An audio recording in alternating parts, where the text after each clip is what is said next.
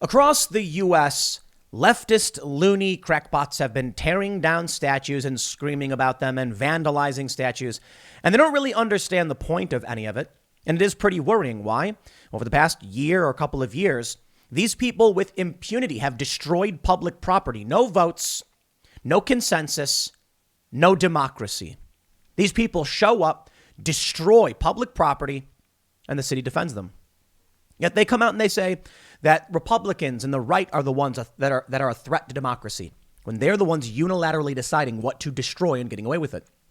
The other day in Canada, these crackpots tore down statues of Queen Victoria and Queen Elizabeth. Now, part of me, the first thing I thought of when I saw this was I laughed. I'm like, yes, down with the Queen, ha ha ha ha, because Americans revolted and, we had a revolution against the crown. But they're not revolting against the crown. These statues are just symbols of the history of Canada. And while I don't know if I'd care too much for a statue of Queen Elizabeth here in the United States, we do have a statue of Lenin, a very large one up in, I think it's Seattle. So we have statues of people we don't like. Okay, so it happens. It doesn't give you the right to go around destroying public property or private property for your ideology. That's where things get scary. They keep doing this. Nothing is going to stop them. No one is stopping them. Yet when some individuals came and vandalized a statue of George Floyd, they're saying it's a hate crime, or it may be a hate crime. Yes, a statue of George Floyd, the great historical dude. He was a guy. I get it, man. We can be sad over the loss of life, but why are we putting up statues to the guy? They're painting his face around the world. You know what, man? It used to be that we would build statues for individuals that inspired us, that led us. George Floyd did not do that. At best, the left perspective on George Floyd is that he was a victim. You're just putting up statues that it's insane. And in fact, to say the dude was outright just a victim would be wrong. Its story's much more nuanced than that. The dude had a history. Granted, I think we got a problem with opioid addiction and things like that. And I really wish, none of this stuff happened with George Floyd. The man did not deserve to die.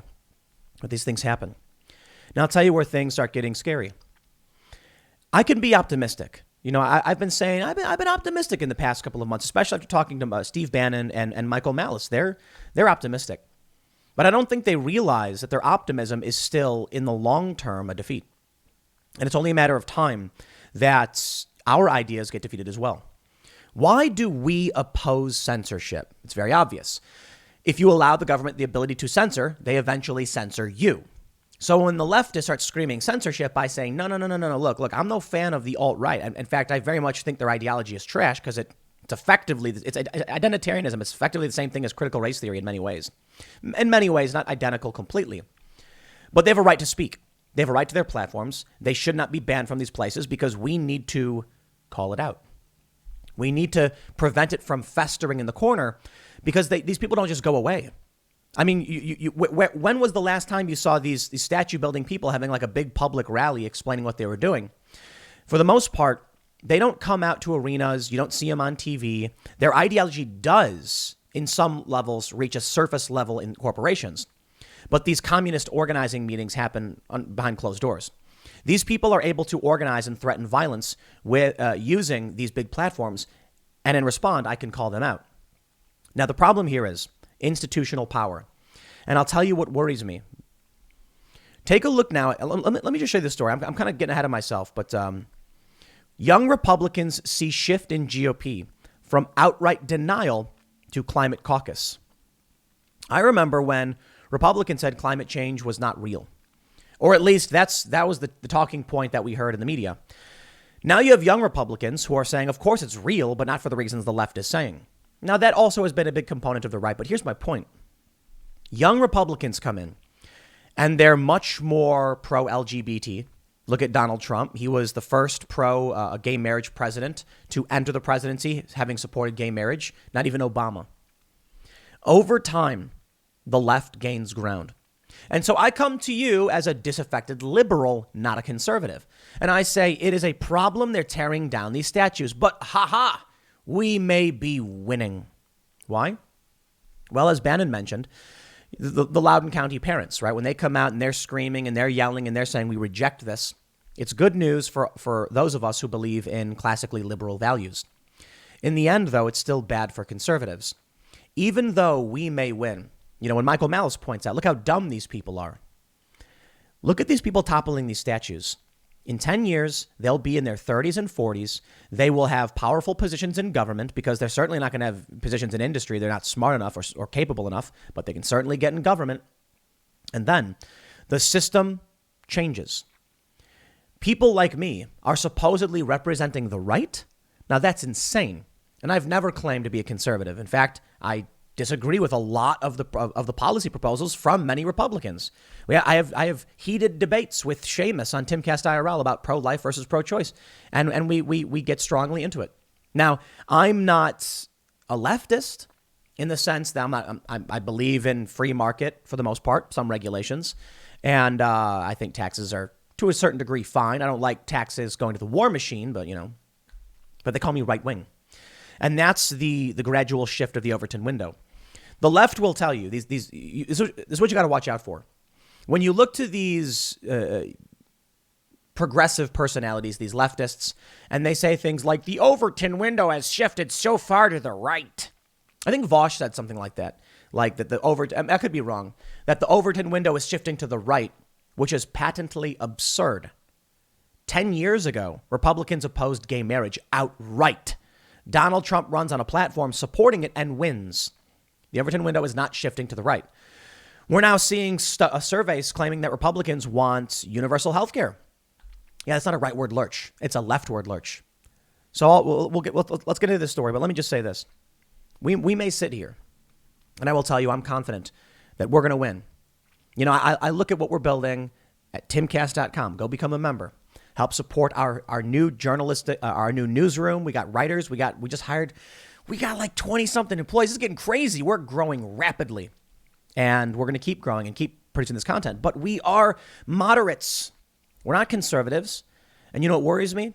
What happens in 10 years when they call us the conservatives? I already have conservatives saying, Tim, you're a conservative. You have to recognize you're a conservative. I'm like, why? What makes me a conservative? And they're like, well, you're on the culture war right, blah, blah, blah. I'm like, maybe. That's where we're at. And that means you conservatives, you are not long for this political world. Because if in 10 years, I, the moderate milquetoast fence sitter guy, have considered conservative, there will be nothing to the right of me. These people who are toppling the statues will become the mainstream left. And basically they already are. And we've watched this happen over the past 10 years, starting with Gamergate. It was a culture war. Now it's a cold civil war. Now they're toppling statues across the country with impunity. What do you think they'll do once they are in positions of power? And they get cops who don't care, who just do what they want. Oh, confidence coming, baby. Because right now, look at this story. Progressives sour. The left is souring on Bernie. They say liberals sour on Bernie. That's wrong. But you see what's happening. Liberals sour on Bernie? Liberals weren't far left enough. But the Overton window, tick, tick, tick, just keeps shifting. Here's how I explain it. It's a wheel. You have far left, left, center, right, far right. And as the wheel rotates, the far right falls off the cliff. Right wing becomes far right. Center becomes right wing. Left becomes center. Far left becomes left. And a new, insane left pulls up from the deep, dark trenches of the underworld. And that's what we're seeing. The Overton window shift is intensifying. So I'll tell you my thought on this. I got to stress this point. When I was talking with Vosh on the IRL podcast, he's in his 20s, and I started talking about Joe Biden's legacy, war, and Occupy Wall Street. He just said, I was a teenager. I have no idea. That's right. He had no idea.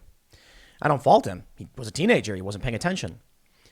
So when we see the Overton window shifting, and we now in our 20s and 30s are watching this, what do you think the little kids are saying? Do you think that somehow they're going to miraculously just resist the left? Now, Pew Research has shown in the past that Gen Z is slightly more conservative than the millennials, slightly, but they're still very much aligned with millennials. You take a look at these. I mentioned the skate park thing several times because last week we went to a skate park and they graffiti Black Lives Matter. These kids who are 15 years old at skate parks are graffiti, vandalizing property with a statist message. That is not rebellion. That is communist revolution. When those kids reach their 20s and they're waving communist fist flags and they're voting in communism, well, as it goes, you can vote it in, but you can't vote it out. You got to fight your way out. You vote your way into communism and you shoot your way out. These kids don't know anything. I don't blame them necessarily, but they don't know anything. You need to realize it is not like one day some 25-year-old guy was like, you know what? I just watched the news and now I'm going to be a socialist. I didn't know anything about this. And now, after watching this YouTube video, I'm a socialist. That's the narrative they're trying to give you. That's not what's happening. What's happening is that young people grow up watching media and they retain those views. And then once they become 25, they always had those views. So people have this warped perspective that statues are being toppled because people are being radicalized. Facebook just did this thing. Facebook is now asking Republicans if they need support for becoming extremists and will send the same to anyone who has searched keywords related to white supremacy. The narrative right now is that people are just being forced into these bubbles. While certainly I've watched people get radicalized. No joke. Creepy stuff. A lot of it is just that these 10-year-olds from 10 years ago are 20 years old now, and you see what they believe. And what do you think is going to happen when they're 30, 40, 50, 60, etc.? The next generations, they're extremists. The divide is getting worse, and eventually it will lead to conflict. Now, I will read some of this story to give you the context. Reuters says, protesters have toppled statues of Queen Victoria and Queen Elizabeth II in the Canadian city of Winnipeg as anger grows over the discovery of the remains of hundreds of children in unmarked graves at former Indigenous schools. A crowd chanted "No pride in genocide" before pulling down the statues of the monarchs. The action took place on Canada Day on Thursday, when traditionally celebrations take place across the country. However, many cities scrapped events this year as the scandal over the Indigenous children made Canadians confront their colonial history. Prime Minister Justin Trudeau said the day would be a time for reflection. Canada's fallen. Look, obviously, the story about these unmarked graves is horrifying. We need to recognize why we get rid of the bad, why we do not, why we criticize it. But the tearing down of statues, it's an excuse to do so. Now that their own culture and traditions are being ripped away from them and made to be negative, it's only a matter of time before that moral framework gets replaced by something else. Was colonization right? I would say no. However, philosophically, we've developed over the past several hundred years. Every nation has displaced another nation. Even Native Americans displaced other Native Americans. There's a serious question about the use of power in defense of one's culture or tribe. And the left, they have a child's rudimentary view of it. In fact, when we talk about colonization and they claim it was a bad thing, in fact, they actually uphold that ideology. Might makes right. We have the right to do so, and we will, and everyone else be damned. That's their mentality. That's their ideology. I want you to map out the timeline right now. As we watch across this country, statues of Abraham Lincoln get removed. Hans Christian Heg, a Union hero who sacrificed his life to end slavery, gets vandalized and toppled. The left cares not for the actual principles behind what these statues represent, only that they represent our history. They want to remove that. I find it fascinating. When there was this one Chinese woman, she's on a viral video now saying that this is exactly what happened in the Culture Revolution, these changes we're seeing. The parents in Loudoun County may bring about a victory for classical liberals to a certain degree, but then they'll just call classical liberals far right and social traditional liberals a right wing, which they're doing. They're absolutely, and people are adopting it. And so long as you keep adopting that language, the change is obvious. The left is tearing down statues with impunity.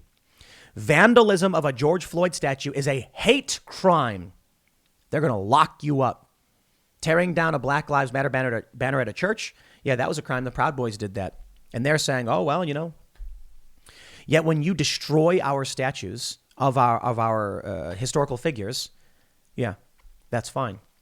And then what does the media do? You see, the media is also infiltrated. It's only a matter of time. The media says, yeah, but they're just tearing down Confederate statues. Hans Christian Heg wasn't a Confederate. He was a Union soldier who sacrificed his life to end slavery. Why did they vandalize and destroy that statue? Frederick Douglass got torn down up in Rochester. What was up with that? Yet when you talk to these people, they just say, oh, you're just defending Confederate statues. What? I think the Confederate statues should all be in a museum. I don't even know why we have them in the Capitol building. It was like we fought a war and they lost. I guess that, the war was brutal and we were trying to find a way to have some kind of reconciliation. Nah, but we can put them in a museum and we can put up, reminders of what was once here. A plaque that says once we had a statue of this person who did this, that, and this, and now we recognize whatever. We adapt, we evolve. What's happening now is they're tearing down statues of even good people. They're erasing everything, and they're putting up statues of people like George Floyd. So I want you to think about this. What does George Floyd represent? He represents being oppressed. That's it. He did not accomplish anything. No, I'm not trying to be mean to the guy. He did not accomplish anything. He was a run-of-the-mill dude, addicted to drugs, and he died. I wish it didn't happen.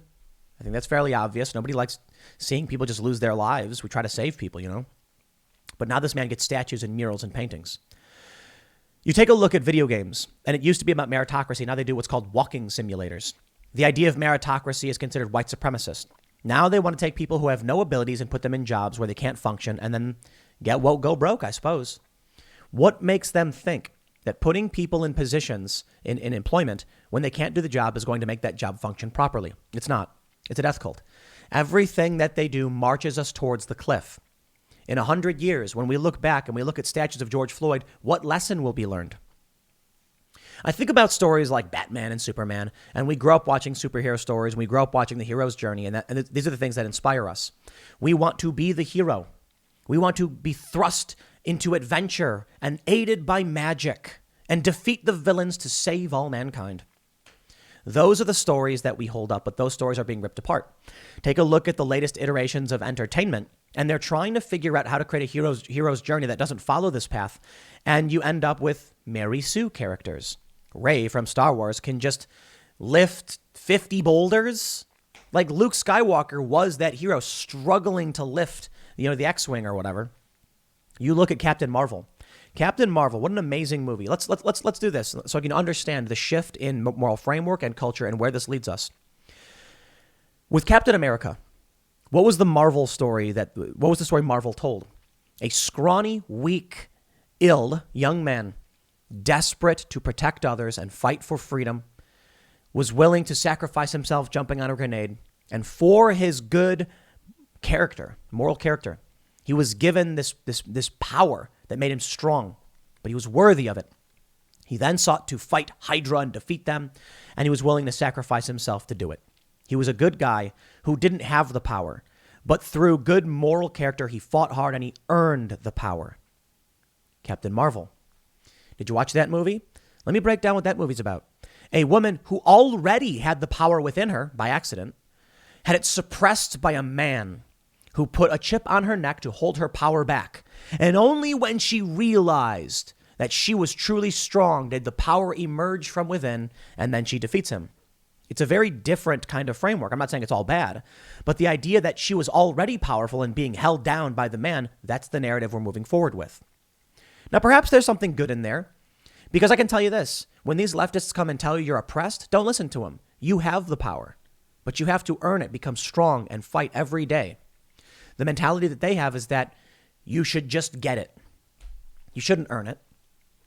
And that leads us to a future where, I can be confident that I will succeed.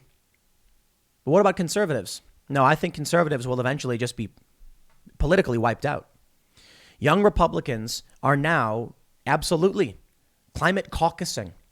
Young Republicans are now pro-LGBTQ. What do you think is going to happen then?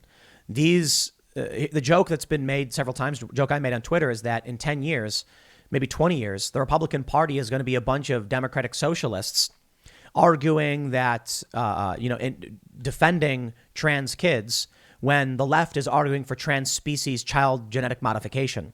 And they're going to be AI communists. And the conservatives are going to be on Fox News being like, everybody knows socialism is the right system. These people are crazy. That's the joke. As time goes on, the right just falters. No organizational power, no institutional power, an unwillingness to get their hands dirty in many respects. So over time, they capitulate. Where's the spine at? Culture building is probably the most important thing anyone can do, which is why over at timcast.com, we're doing more than just news. We're doing the Cast Castle vlog. Latest episode will be up tomorrow, and it's hilarious. And we're doing a mystery show podcast. We have a name for it. We're not going to announce it yet because we want to inspire people with fun and entertaining content, and we want to resist that leftward lurch. But if conservatives can't do the same, then I'm not convinced conservatives will last beyond the next 10 or 20 years. The younger generation will grow up. They'll eventually say the left is wrong. They'll claim to be right-wing, but all of their values and views will be leftist.